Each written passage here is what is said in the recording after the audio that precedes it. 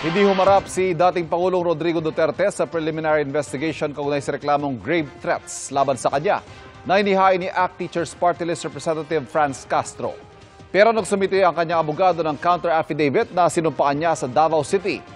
Base sa kontrasalaysay ni Duterte, wala umanong basihan at sapat na ebidensya para madiin siya sa reklamo.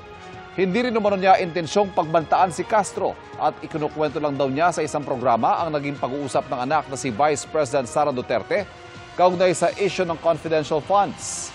Pero giit ni Castro, hindi raw pwedeng lusutan ng dating Pangulo ang reklamo dahil malinaw na may pagbabanta sa mga binitiwan niyang salita.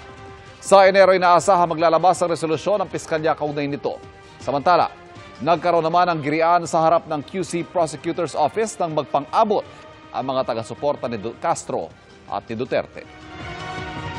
Mga kapuso, samahan nyo kaming tumutok 24 oras. Bisitahin at mag-subscribe sa GMA Integrated News sa YouTube. Sa mga kapuso abroad, bisitahin ang GMA Pinoy TV at www.gmanews.tv.